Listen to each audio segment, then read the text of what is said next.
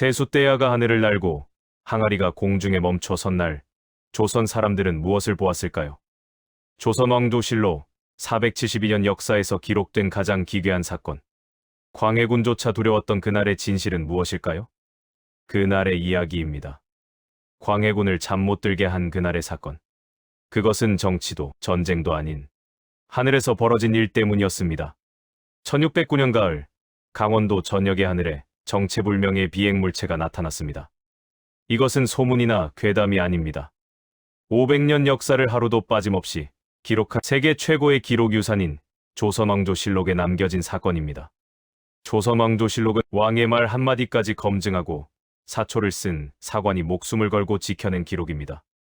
허튼 소리나 근거 없는 이야기가 절대 들어갈 수 없는 정사입니다. 그런 엄격한 기록에 기괴한 비행물체의 목격담이 무려 5곳에서 동시에 보고되었습니다.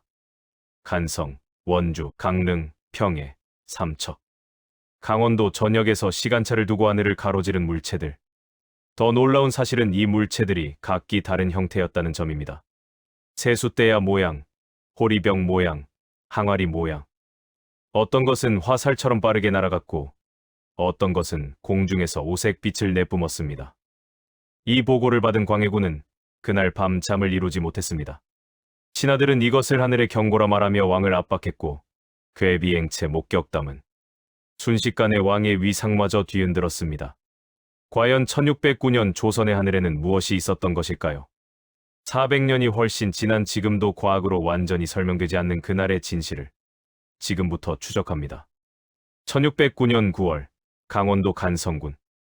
오전 10시경, 하늘은 청명했습니다. 구름 한 점 없이 맑은 가을 하늘 아래 백성들은 늦가을 농사일에 한창이었습니다. 햇빛은 따사로웠고 바람은 시원했습니다. 전쟁의 상처가 채 아물지 않은 조선이었지만 그날 아침만큼은 평화로웠습니다. 그런데 갑자기 하늘에서 요동치는 소리와 함께 괴상한 물체가 나타났습니다. 처음에는 햇물인가 싶었습니다. 하지만 아니었습니다. 그것은 세숫대야처럼 둥근 물체였고 남쪽에서 북쪽 하늘로 날아가고 있었습니다. 조선왕조실록 광해군 1년 9월 기록에는 이렇게 적혀 있습니다.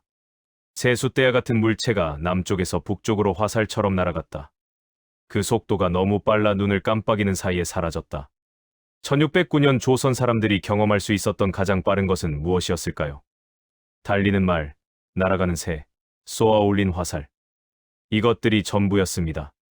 그런데 기록과는 그 모든 것을 뛰어넘는 속도를 표현하기 위해 눈을 깜빡이는 사이라는 비유를 추가했습니다. 단순히 빠른 게 아니라 인간의 인지 능력으로는 따라갈 수 없을 만큼 빠른 속도였다는 의미입니다.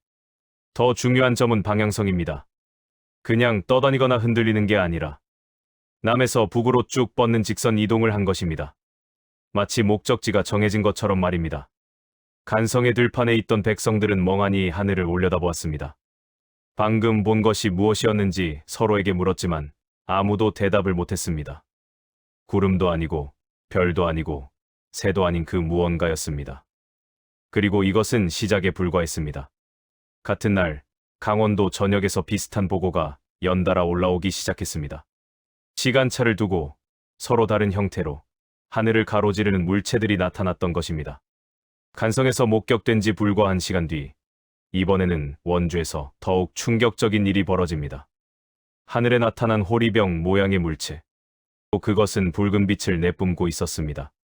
조선왕조실록의 기록은 더욱 구체적입니다. 호리병 같은 물체가 붉은 빛을 내며 지나갔다. 지나간 자리에는 흰 기운이 뱀처럼 길게 남았다. 여기서 흰 기운이라는 표현에 주목해야 합니다. 오늘날 우리는 이것을 비행운이라고 부릅니다. 고속으로 비행하는 항공기가 대기 중에 수증기를 연결시키며 남기는 하얀 궤적 말입니다.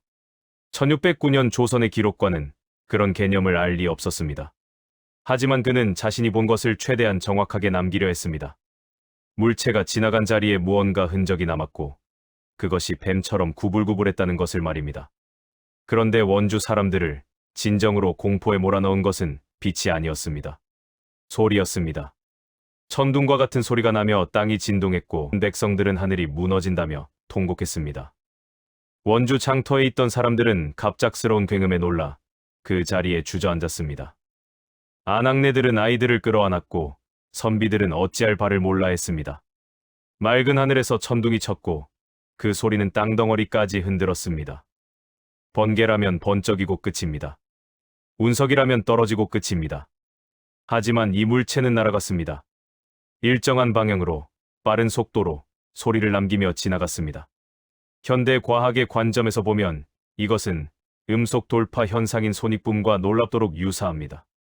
물체가 음속을 넘어서는 순간 발생하는 충격파가 천둥 같은 굉음을 만들어내고 그 진동이 지면까지 전달되는 현상 말입니다. 하지만 1609년에 음속을 돌파할 수 있는 물체가 과연 존재했을까요? 원주 목사는 즉시 이 사건을 상급 기관에 보고했습니다. 단순한 자연 현상이 아니라는 판단이 섰기 때문입니다. 그리고 이 보고는 강원감사 이영욱에게 전달되었습니다. 그런데 보고는 여기서 끝나지 않았습니다. 같은 날 오후, 강릉에서 더욱 기괴한 사건이 벌어졌습니다. 이번에는 하늘의 물체가 멈춰 섰습니다. 1609년 9월 오후 2시 강릉부, 햇빛이 가장 강렬한 한낮이었습니다. 그런데 강릉 하늘에도 하나의 빛나는 물체가 나타났습니다. 이번에는 항아리 모양이었습니다. 그런데 그것은 날아가지 않았습니다. 공중에 멈춰 서서 마치 하늘에 걸려 있는 것처럼 떠 있었습니다. 조선왕조실록에는 이렇게 적혀 있습니다. 항아리 같은 물체가 공중에 머물러 있었다. 햇물이 같기도 하고 무지개 같기도 한 오색 찬란한 빛이 땅을 훤히 비추었다. 사람들은 그것이 구름인지 별인지 구분하지 못했다. 정지 비행. 이것은 결정적인 특징입니다. 운석은 멈춰 설 수 없습니다. 중력의 법칙에 따라 떨어져야 합니다. 구름도 바람에 떠밀려 움직입니다. 별똥별도 궤적을 그으며 사라집니다. 하지만 이 물체는 멈춰 있었습니다. 한참 동안 강릉 하늘 위에 정지한 채로 빛을 내뿜으며 떠 있었습니다. 더 놀라운 것은 빛의 강도였습니다. 기록에는 땅을 훤히 비추었다고 적혀 있습니다. 태양이 떠 있는 한낮에 그보다 더 밝게 느껴질 정도의 빛이었다는 의미입니다. 강릉 관청 앞마당에 있던 관리들과 백성들은 하늘을 올려다보며 경악했습니다. 어떤 이는 땅에 엎드려 절을 했고 어떤 이는 허둥지둥 도망쳤습니다. 하지만 대부분은 그저 멍하니 서서 그 광경을 바라보았습니다. 오색 찬란한 빛, 무지개 같은 빛, 햇무리 같은 빛. 기록과는 최선을 다해 그 빛을 묘사하려 했습니다. 하지만 적절한 단어를 찾을 수 없었습니다. 그래서 여러 가지 비유를 동원했습니다. 무지개도 아니고 햇무리도 아니지만 그것들과 비슷한 무언가였다고 말입니다. 그리고 한참을 그렇게 떠 있다가 그 물체는 연기처럼 사라졌습니다. 갑자기 나타났던 것처럼 갑자기 사라졌습니다. 강릉부사는 즉시 강원감사에게 긴급 보고를 올렸습니다. 이영욱 강원감사는 심각한 표정으로 각 고을에서 올라온 보고서들을 펼쳐놓았습니다. 간성의 세숫대야 모양 물체, 원주의 호리병 모양 물체, 강릉의 항아리 모양 물체. 시간대가 달랐고 장소가 달랐고 형태가 달랐습니다. 하지만 공통점이 있었습니다. 모두 하늘을 날았고 모두 빛을 냈고 모두 자연 현상으로는 설명하기 어려운 특징들을 보였습니다.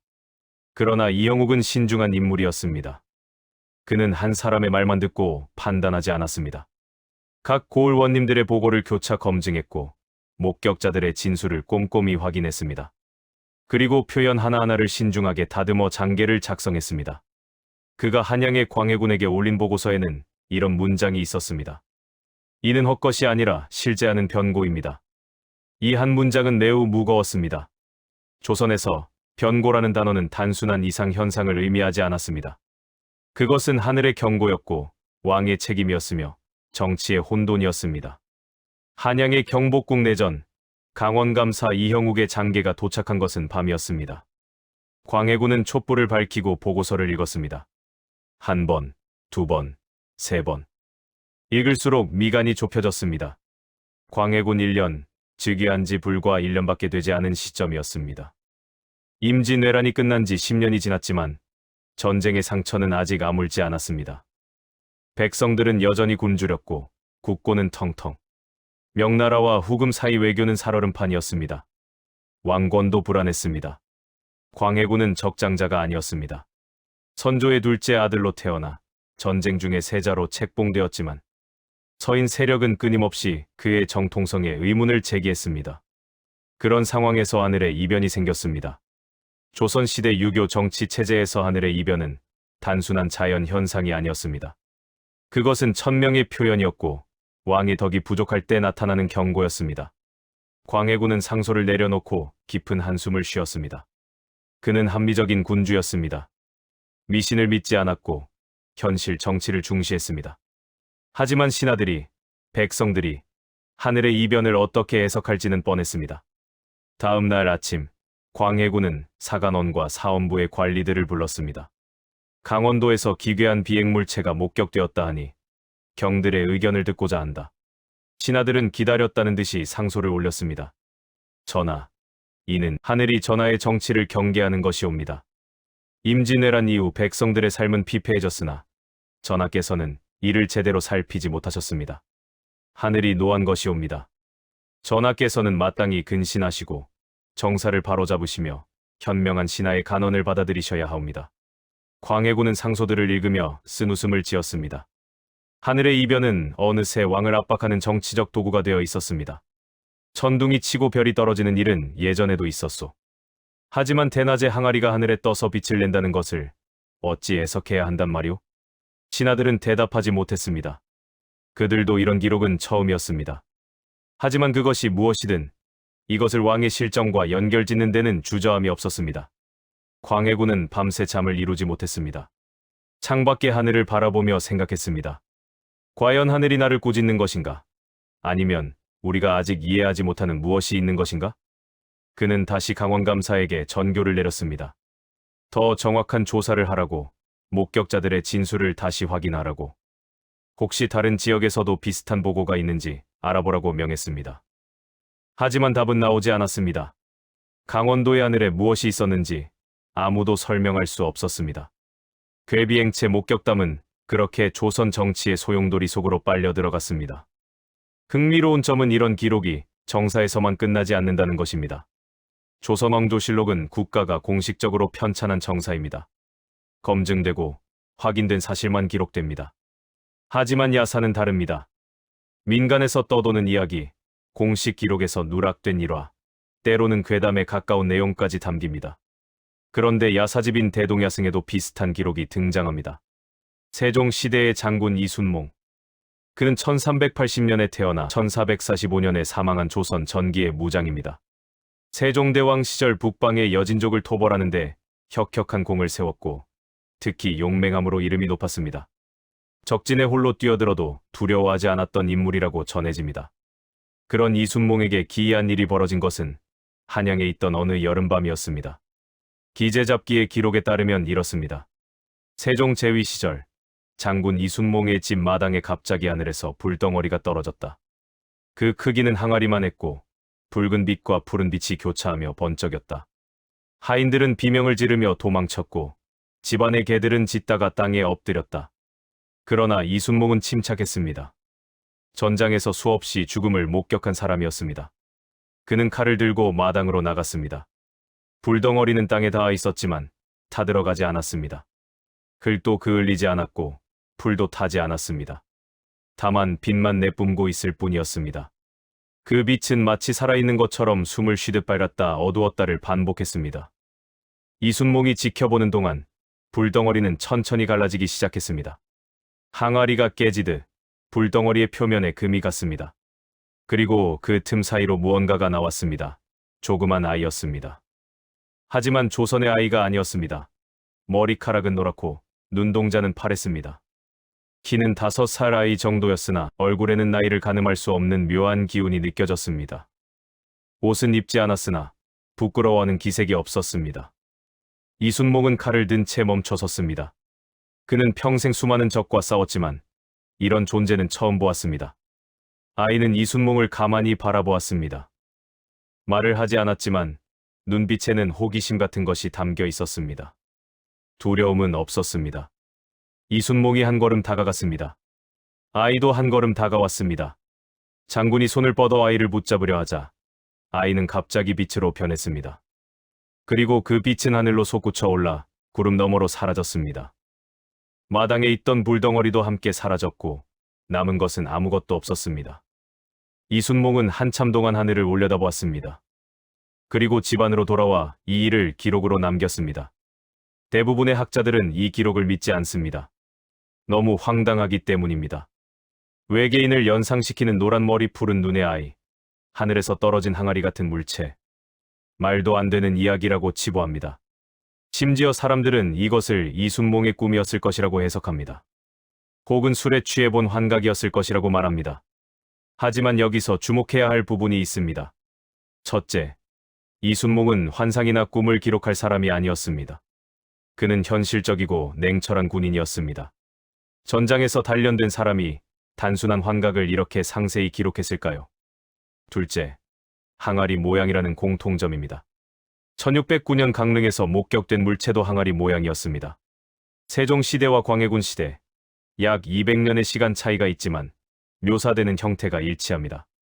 셋째, 빛의 특성입니다. 이순몽의 기록에는 빛이 숨쉬듯 밝았다 어두워졌다고 적혀 있습니다. 1609년 강릉의 기록에는 오색 찬란한 빛이 땅을 훤히 비추었다고 되어 있습니다. 두 기록 모두 단순한 불빛이 아닌 특이한 성질의 빛을 묘사하고 있습니다. 이것들이 모두 우연일까요? 조선왕조실록 전체를 통틀어 하늘의 이변에 대한 기록은 수없이 많습니다. 별똥별, 혜성, 햇무리, 달무리, 오로라 같은 현상들이 자주 기록됩니다. 하지만 항아리 모양의 비행물체라는 구체적인 묘사가 등장하는 경우는 극히 드뭅니다. 정사와 야사, 서로 다른 성격의 기록에 공통으로 등장한다는 것은 무언가 의미가 있습니다. 혹시 조선시대 사람들이 목격한 어떤 현상이 그들의 언어와 인식 안에서 항아리라는 형태로 표현된 것은 아닐까요? 항아리는 조선 사람들에게 매우 친숙한 물건이었습니다. 물을 담고 곡식을 저장하고 김치를 담그는 일상의 도구였습니다. 둥글고 아래 위가 다르며 때로는 유약을 발라 빛을 반사하기도 하는 형태.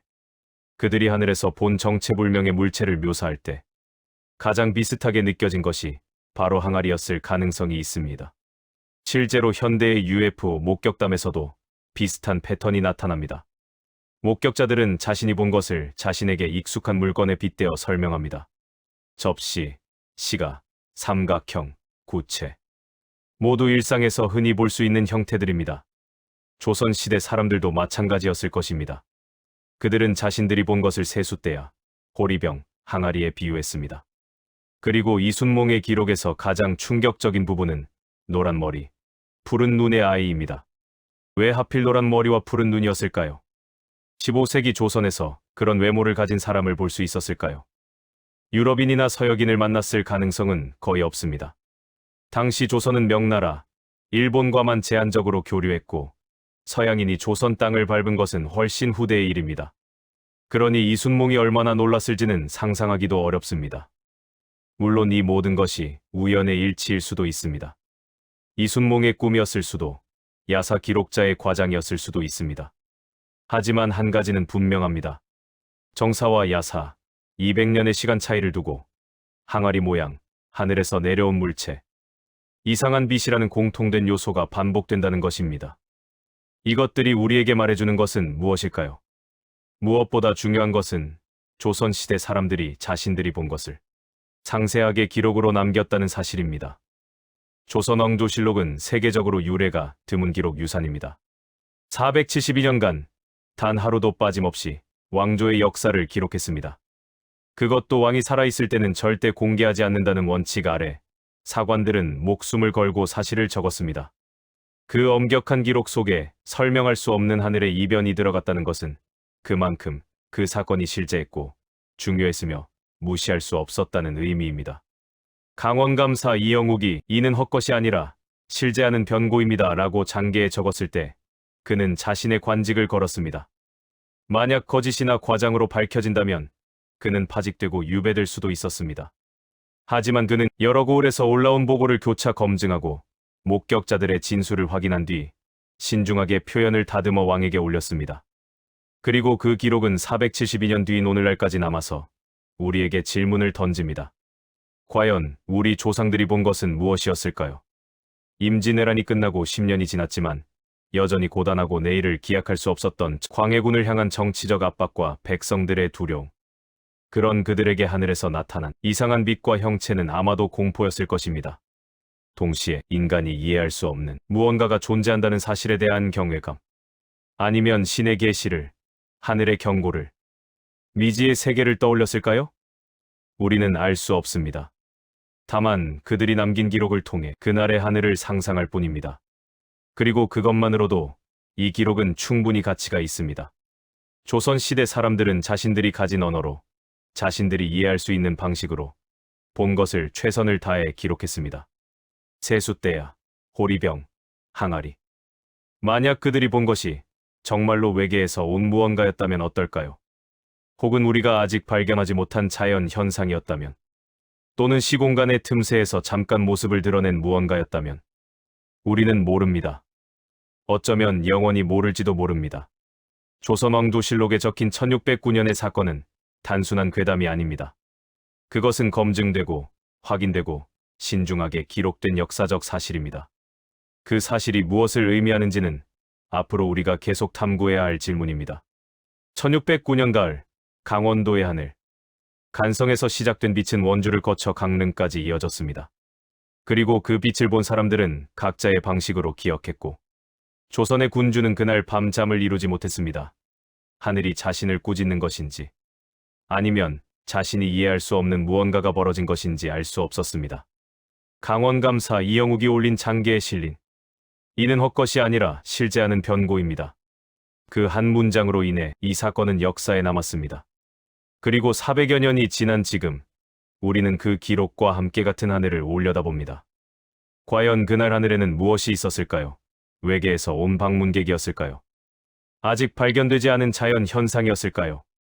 아니면 우리가 상상조차 하지 못하는 무언가였을까요? 우리는 모릅니다. 하지만 한 가지는 확실합니다. 조선시대 사람들은 자신들이 본 것을 사실 그대로 남겼고, 그 기록은 세월을 견디고 우리에게 전해졌으며, 우리는 그 기록을 통해 과거와 현재, 그리고 미래를 연결할 수 있다는 것입니다. 1609년의 하늘은 아직도 우리에게 질문을 던집니다. 너희가 세상의 모든 것을 안다고 생각하느냐? 그 질문 앞에서 우리는 겸손해질 수밖에 없습니다. 오늘 밤 여러분의 하늘을 올려다보시기 바랍니다. 혹시 압니까? 400년 전 강원도 백성들이 본 그 빛이 오늘 밤 여러분의 하늘에 나타날지도. 그리고 만약 그것을 보게 된다면 부디 기록해 주십시오. 정직하게, 진지하게 있는 그대로 여러분의 목격담도 후손들에게 많은 질문을 던질 겁니다. 조선왕조실록에 기록된 UFO 1609년 강원도 하늘의 비밀. 이제 그 이야기를 마칩니다. 긴 시간 함께 해주셔서 감사합니다. 여러분의 생각을 댓글로 공유해 주시기 바랍니다. 정사와 야사를 찾아가는 세월야사, 더 재미있는 이야기로 다시 찾아뵙겠습니다.